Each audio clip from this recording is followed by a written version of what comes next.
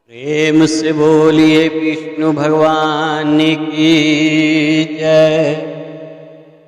पुरुषोत्तम मास महात्म कथा अध्याय 28। श्री नारायण बोले, चित्रगुप्त धर्मराज के वचन को सुनकर अपने योद्धाओं से बोला, यह कदर्व प्रथम बहुत समय तक अत्यंत लोभ से ग्रस्त हुआ, बाद चोरी करना शुरू किया, इसलिए यह प्रथम प्रेत शरीर को प्राप्त कर बाद बानर शरीर में जाएगा। तब तक इसको बहुत सी नरक यातनाएं देंगे। हे भट्ट लोग, धर्मराज के गृह में यही कर्म श्रेष्ठ है। इस प्रकार चित्रगुप्त से आज्ञा प्राप्त होने पर भयंकर भट्ट लोगों ने चित्रगुप्त की आज्ञा अनुसार शीघ्र वैसे ही किया और उस ब्राह्मण को पीटते हुए प्रथम प्रेत शरीर में करके फल रहित वन में रखा। वह ब्राह्मण प्रेत योनि को प्राप्त कर उस निर्ज गहन वन में क्षुधा तृषा से अत्यंत व्याकुल होकर भ्रमण करने लगा। प्रेत योनि में होने वाले दुख को भोग कर बाद फलों की चोरी करने से होने वाली बानर योनि को गया। सुंदर शीतल जल और छाया तथा फल पुष्प से युक्त जम्बू खंड के मनोहर सुंदर काल उज्ज्वल पर्वत पर वहाँ इंद्र से बनाया हुआ उत्तम कुंड है। मानसरोवर के समान पवित्र सत्पुरुष से सेवित पापों का नाश करने वाला, देवताओं को भी दुर्लभ मृग तीर्थ नाम से प्रसिद्ध था, जिसमें श्राद्ध करने से पितर लोग सदगति को चले जाते हैं। वहाँ पर देवता लोग दैत्य के भय से मृग होकर निरंतर निर्भय स्नान करने लगे, इसलिए विद्वान लोग उस कुंड को मृग तीर्थ कहते हैं। मनुष्य शरीर को प्राप्त कर यह ब्राह्मण वहाँ पर फलों के चोरी करने के पाप से प्रथम बानर शरीर को प्राप्त हुआ। नारद मुनि बोले, त्रिलोक को पवित्र करने वाला रमणीय मृग तीर्थ में पाप कोटि से युक्त वह दुष्ट बानर कैसे वास करता हुआ? हे नाथ, हे तपोधन, मेरे मन को संदेह को काटो, क्योंकि आपके समान गुरुजन का अपने शिष्य के विषय में कभी भी गोपनीय नहीं होता। सूत जी बोले, हे विप्रलोग, इस प्रकार नारद मुनि से प्रेरित होने पर अत्यंत प्रसन्नता तपोनिधि नारायण भगवान नारद मुनि का सत्कार करते हुए बोले। श्री नारायण बोले, कोई चित्रकुंडल नाम का महान वैश्य का पतिव्रता धर्म में परायण तारका नाम की उस वैश्य की स्त्री थी। उन दोनों ने भक्ति से पवित्र श्री पुरुषोत्तम मास का व्रत किया। जब श्री पुरुषोत्तम मास का व्रत करते उन दोनों का श्री पुरुषोत्तम मास बीत गया। अंतिम वाले दिन के आने पर स्त्री के साथ हर्ष से युक्त श्रद्धापूर्वक चित्रकुंडल ने उद्यापन किया। पुरुषोत्तम मास के उद्यापन विधि करने के लिए वेद और वेदांत को जानने वाले गुण स्त्री सहित ब्राह्मणों को बुलाया। हे नारद, वहाँ पर धन के लोभ से कदर्व भी आया। उद्यापन विधि के पूर्ण होने पर चित्रकुंडल ने बहुत बड़े दानों से उन सब प्रत्येक ब्राह्मणों को प्रसन्न किया। उन समस्त ब्राह्मणों को प्रसन्न होने पर भूयसी दक्षिणा को दिया। उस दी हुई भूयसी दक्षिणा से प्रसन्न अन्य सब ब्राह्मण गृह को गए, परंतु अत्यंत लोभी कदर्व उस वैश्य चित्रकुंडल के सामने रोता हुआ खड़ा हो गया और विनय से नर्म होकर गदगद वाणी से बोला, हे चित्रकुंडल, हे वैश्य वेश, हे भगवत भक्ति के सूर्य, आपने पुरुषोत्तम मास का व्रत विधि से अच्छी तरह किया। इस तरह पृथ्वी तल में कहीं पर किसी ने नहीं किया। आप कृतार्थ हो, सर्वार्थ भाग्यवान हो, जो तुमने परम भक्ति से पुरुषोत्तम भगवान का सेवन किया। तुम्हारे पिता धन्य हैं और तुम्हारी पतिव्रता माता धन्य है, जिन दोनों ने तुम्हारे समान हरिवल्लभ पुत्र को पैदा किया। यह पुरुषोत्तम मास धन से भी धन्य है, जिसके सेवन से मनुष्य इस लोक को और परलोक के फल को प्राप्त करता है। हे विशामते, तुम्हारी इस पूजा को देखकर मैं चकित हो गया। अहो, तुमने बहुत बड़ा काम किया, इसमें संदेह नहीं है। हर्ष से दूसरे ब्राह्मणों को भी बहुत सा धन दिया। हे भूरित भाग्यहीन, मेरे लिए क्यों नहीं देते हो? इस प्रकार कदर्व के कहने पर चित्रकुंडल वैश्य ने कदर्व को धन दिया। कदर्व ने धन को लेकर प्रसन्नता से उसको जमीन में गाड़ दिया। वहाँ पर कदर ने श्री पुरुषोत्तम मास की बड़ी पूजा देखी और धन के लोभ से श्री पुरुषोत्तम मास की प्रशंसा की। पूजा के दर्शन महात्म से और पुरुषोत्तम भगवान की स्तुति से तथा धन का लोभ होने पर भी मृग तीर्थ को आया। सूत जी बोले, दर्शन से स्तुति से धन के लोभ करने से भी दुष्ट बानर को उत्तम तीर्थ का सेवन हुआ। हे द्विज लोग, श्रद्धा से आदर पूर्वक पुरुषोत्तम देव का दर्शन और स्तुति में तत्पर सपत्नी के पुण्य का क्या कहना है। नारद मुनि बोले, हे ब्राह्मण, सुंदर वृक्षों से शोभित सुंदर शीतल जल वाले मनोहर घनी छाए वाले वन में उसके रहने का कारण क्या है, सो आप कहिए। श्री नारायण बोले, हे नारद, हे अनघ, तुम सुनो। सुनने की इच्छा करने वाले तुमको मैं कहूँगा। इसमें कुछ कारण है जिसके श्रवण से पापों का नाश हो जाता है।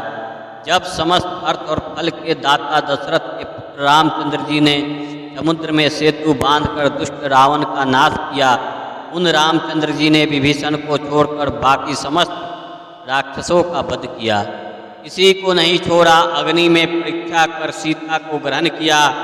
ब्रह्मा, शंकर, इंद्र और आदि देवता रावण के वध से प्रसन्न होकर बोले, हे राम, तुम वर को मांगो। ऐसा कहने पर भक्तों को अभय करने वाले रामचंद्र बोले, हे देवता लोग, यदि इस समय वरदान देना है तो सुनो।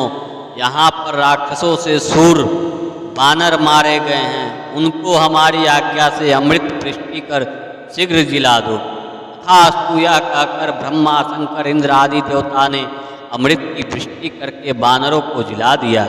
तदंतर वे जयशाली समस्त बानर जीवित हो गए और चिरकाल तक शयन कर उठे हुए के समान देखने में आए। रामचंद्र चारों तरफ बैठे हुए समस्त बानरों के साथ पुष्पक विमान पर सवार होकर प्रसन्न मुख कमल वाले सपत्नीक रामचंद्र बोले। श्री रामचंद्र जी बोले, हे सुग्रीव, हे हनुमंत, हे तारात्मज, हे जगदम्बार, बानरों के साथ आप लोगों ने मित्र का समस्त कार्य किया।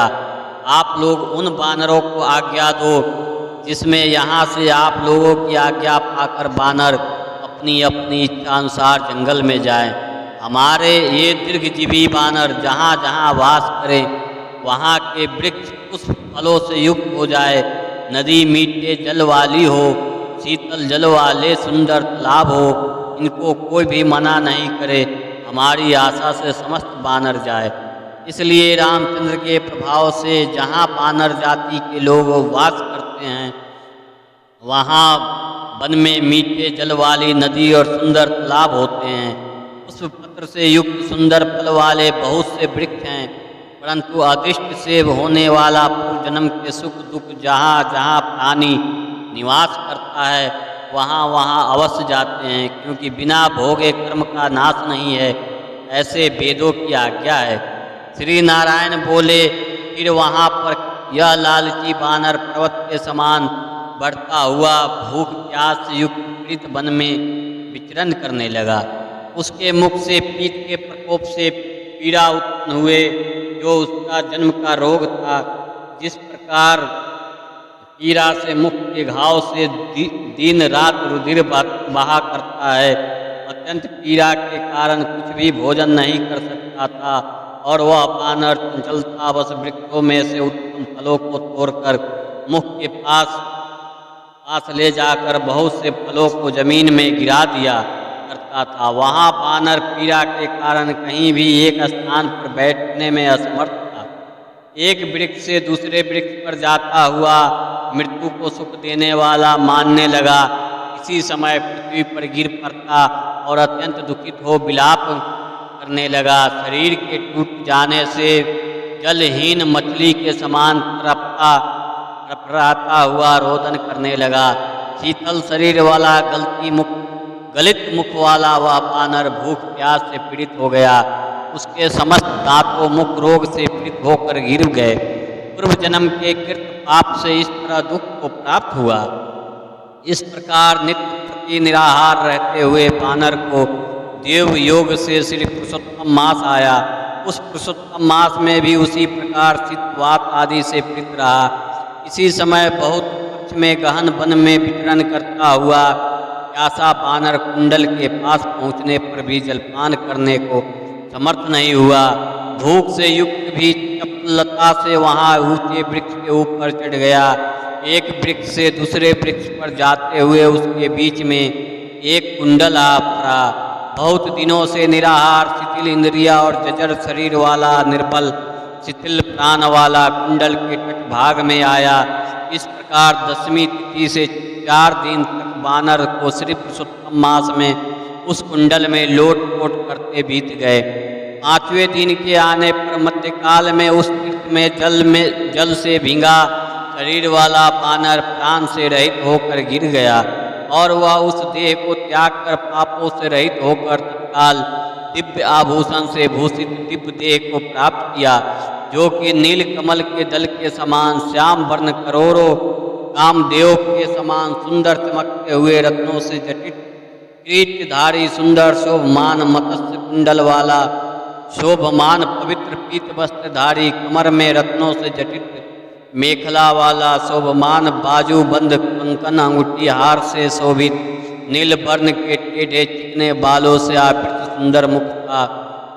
उसी समय शीघ्र वहां वैष्णवों से युक्त विमान आया, जिसमें भेर मृदंग पट्टह वेणु बिना का महान शब्द हो रहा है और देवगणाओं का नाच हो रहा है, गंधर्व किन्नर के सुंदर ज्ञान हो रहा है।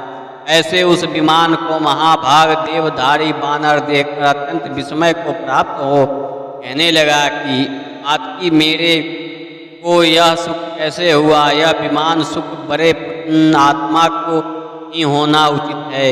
इसके बाद कोई देवगाना उसके ऊपर चंद्रमा के समान श्वेत छत्र को धारण करती हुई, कोई 2 अप्सराएं हर्ष से उनको दोनों तरफ चामर को डुला रही है, कोई पान हाथ में लिए खड़ी है और उसके सामने अप्सराएं नाच कर रही है, कोई गंगा जल से भरी हुई झाड़ी को लिए खड़ी है, कोई उसके सामने खड़ी गाने बजाने में तत्पर है। इस प्रकार उस वैभव को देखकर चित्र में बने हुए में समान निश्चल हो गया। यह क्या है? मुझ दुष्ट पातकी को किस पुण्य से यह सब प्राप्त हुआ? मेरा कुछ भी पुण्य नहीं है जिससे मैं हरि भगवान के परम पद को जाऊं। श्री नारायण बोले। इस प्रकार तर्क करते हुए कदर्भ ने सुख का बहुत बड़ा खजाना दिव्य विमान को सामने देखकर आश्चर्य किया। बाद हरि भक्तों ने उस कदर्भ का हार्दिक अभिप्राय जानकर उसके सामने विनय पूर्वक हाथ जोड़कर उसके चरणों में नमस्कार कर बानर शरीर को त्यागे हुए उस कदर्भ को सुंदर वचन कहा। इति श्री वृंदांद्रिय पुराणे श्री पुरुषोत्तम महात्म्य 8वां अध्याय। प्रेम से बोलिए विष्णु भगवान की जय।